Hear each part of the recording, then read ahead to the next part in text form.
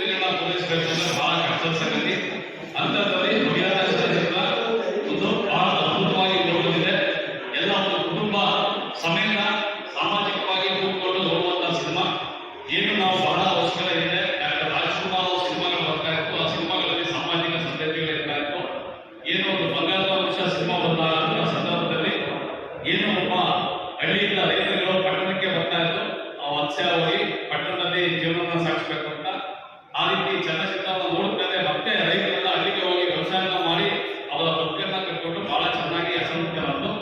ಅದೇ ರೀತಿ ಒಳಹೊಟ್ಟದ ಸಿನಿಮಾ ನೋಡಿದ್ರೆ ಅಣ್ಣ ತಪ್ಪಿದವರು ಹೇಗಿರಬೇಕು ಅಂತ ರಾಜ್ಕುಮಾರ್ ಅವರು, ಅಂಬರೀಶ್ ಅವರು ಆ ರೀತಿ ಒಂದು ಸಾಮಾಜಿಕ ಸಂದೇಶವನ್ನು ಕೊಟ್ಟರು. ಅದೇ ಮಾಧ್ಯಮದಲ್ಲೂ ಏನು ಭಗೀರಥ ಚಲನಚಿತ್ರ ಹೆಸರು ಹೇಳೋದ್ರೆ ಭಗೀರಥ ಅಂತಂದ್ರೆ ಭಗೀರಥ ಪ್ರಯತ್ನ ಅಂತ ಹೇಳ್ತೀವಿ. ಆ ನಿಟ್ಟಿನಲ್ಲಿ ಈ ಸಿನಿಮಾದಲ್ಲಿ ಸದಾ ವಿಶ್ವೇಶ್ವರಯ್ಯ ಅವರು ಏನು ನಮ್ಮ ಕನ್ನಡ ಕಂಡದ್ದು ಇಂಜಿನಿಯರ್ಗಳಿಗೆ ಒಂದು ಕೊಡುಗೆಯನ್ನು ಕೊಟ್ಟಂತಹ ಸದಾ ವಿಶ್ವೇಶ್ವರಯ್ಯ ಅವರ ಮಾದರಿಯಾಗಿ ಇಟ್ಕೊಂಡು ಈ ಸಿನಿಮಾ ಬಂದಿದೆ. ಸಿನಿಮಾದಲ್ಲಿ ಸಾಮಾಜಿಕವಾಗಿ ಒಂದು ಕುಟುಂಬ ನೋಡುವಾಗೆ ತಂದೆ ತಾಯಿ ಹೇಗಿರಬೇಕು, ಸಮಾಜಕ್ಕೆ ಏನು ಈಗಿನ ಸಮಾಜದಲ್ಲಿ ಭ್ರಷ್ಟಾಚಾರ, ಈ ಕಾಮಗಾರಿಗಳಲ್ಲಿ ಎಲ್ಲ ಕಮಿಷನ್ ವ್ಯವಹಾರಗಳು ಕಾಣುವಾಗಿದೆ. ಅಥವಾ ವಿರುದ್ಧವಾಗಿ ಭ್ರಷ್ಟಾಚಾರ ವಿರುದ್ಧವಾಗಿ ಒಂದು ಸಂದೇಶವನ್ನು ಕಟ್ಟುವಂತ ಒಳ್ಳೆಯ ಸಿನಿಮಾ ಇದೆ, ಒಳ್ಳೆಯ ಸಂದೇಶ ಇದೆ. ಆ ನಿಟ್ಟಿನಲ್ಲಿ ನಾವು ನೋಡೋದಕ್ಕೆ ಬಹಳಷ್ಟು ಸಿನಿಮಾಗಳು ಈಗಿನ ದಿನದಲ್ಲಿ ಬರುತ್ತೆ. ಒಂದು ವಾರ, 15 ದಿನ, 25 ದಿನ ನೋಡದೆ ಬಹಳ ಕಷ್ಟಕರವಾದಂತಹ ಸಮಯ. ಅಂತ ಸಮಯದಲ್ಲಿ ಅದರಲ್ಲೂ ನಮ್ಮ ಮೈಸೂರಿನ ಡೇರಿಂಗ್ ಸ್ಟಾರ್ ಜಯಪ್ರಕಾಶ್ ಅವರು ಜೊತೆಗೆ ಕಾವೇರಿ ಇತಿಹಾಸ ಸಮಿತಿಯ ಅಧ್ಯಕ್ಷರಾಗಿ, ಜೊತೆಗೆ ಕಾವೇರಿ ಇತಿಹಾಸ ಸಮಿತಿಯಲ್ಲಿ ಕಳೆದ 30 ವರ್ಷಗಳಿಂದ 3 ದಶಕಗಳಿಂದ ಹೋರಾಟವನ್ನು ಮಾಡಿಕೊಂಡು ಕೆಲಸವನ್ನು ಮಾಡ್ತಿರ್ತಕ್ಕಂಥ ನಮ್ಮ ಮೈಸೂರು ನಗರದ ಜಯಪೀರ್ ಅವರು ನಾಯಕರಾಗಿ ಅಭಿನಯಿಸಿರುವ ಈ ಚಲನಚಿತ್ರ ನಾಳಿಗೆ ಶತಮಾನೋತ್ಸವ ಶತದಿನ ಪೂರೈಸಿದ್ದಾರೆ.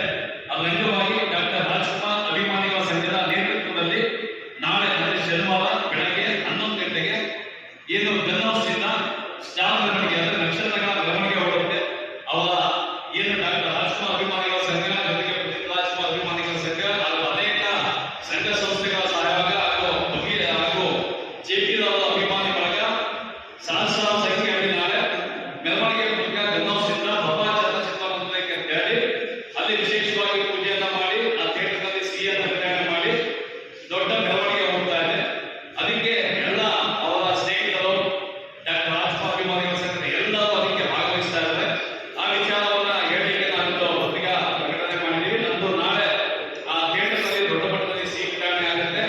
ಹಾಗೂ ಇದೇ ರೀತಿ ಏನು ಕನ್ನಡ ಸಿನಿಮಾಗಳು ಬರ್ತಾ ಇದೆ, ಭಗೀರಥ 3 ದಿನ ಪೂರೈಸಿದ ನಿಜಕ್ಕೂ ನಮ್ಮ ಕನ್ನಡಿಗರಿಗೆ ನಮಗೂ ಬಹಳ ಅಭಿಮಾನದ ಸಂಗತಿ.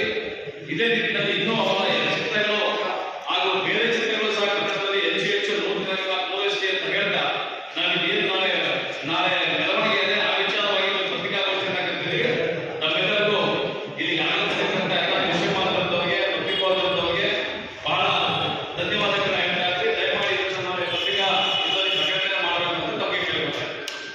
ಅವರು ಎಲ್ಲೆಲ್ಲ ಕಲಾವಿದರು ಮಾಡಿದ್ದಾರೆ. ನಮ್ಮ ಪ್ರದೀಪ್ ವರ್ಮ ಅವರು ಮ್ಯೂಸಿಕ್ ಅದ್ಭುತ. ನಾವು ನಿರೀಕ್ಷೆ ಮಾಡಿರಲಿಲ್ಲ ನಿಜಕ್ಕೂ ಸಂಗೀತ ಈ ಮಟ್ಟಕ್ಕೆ ಇರುತ್ತೆ, ಈ ಹಾಡು ಇಷ್ಟು ಮಟ್ಟಿಗೆ ಇರುತ್ತೆ ಅಂತೇಳಿ ನಾವು ನಿರೀಕ್ಷೆ ಮಾಡಿರಲಿಲ್ಲ. ಮತ್ತು ನಮ್ಮ ಸಿನಿಮಾನು ಕೂಡ ಇಷ್ಟೊಂದು ಒಂದು ಅದ್ಭುತವಾಗಿ ಬರುತ್ತೆ ಅಂತಲೂ ಕೂಡ. ಏಕೆಂದರೆ ನಾವು ಈ ಚಲನಚಿತ್ರ ಶೂಟಿಂಗ್ ಮಾಡಬೇಕಾದ್ರೆ ಕಾವೇರಿ ಸ್ಟ್ರೈಕ್ ಸ್ಟಾರ್ಟ್ ಆಗೋದು.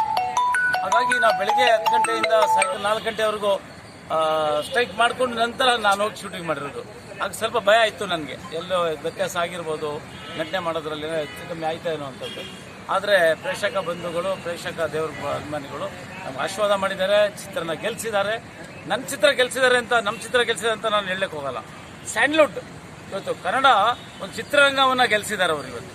ಇವಾಗ ಹೇಗೆ ನಮಗೆ KGF ಇರ್ಬೋದು ಮತ್ತು ಕಾಂತಾರ ಇರ್ಬೋದು, ನಮ್ಮ ನಿರ್ಮಾಪಕರು ಚೇತನ್ ವಿಷಯ ಹೇಳ್ತಾ ಇದ್ರು, ಈ KGF ಮತ್ತು ಕಾಂತಾರ ಮಧ್ಯೆ ನಡುವೆ ನಮ್ಮದು ಒಂದು ಸಿನಿಮಾ ಇದು ಆಗತ್ತೆ. ಅದು ಬಂಡೆ ಮಹಾಕಾಳಮ್ಮನ ದೇವಸ್ಥಾನದಲ್ಲಿ ನಾವು ಮುಹೂರ್ತ ಮಾಡಿದಂಥ ದಿವಸದಿಂದನೂ ಕೂಡ ಚೇತನ್ ವಿಷಯ ಅದನ್ನೇ ಹೇಳ್ತಾ ಇದ್ದಾರೆ.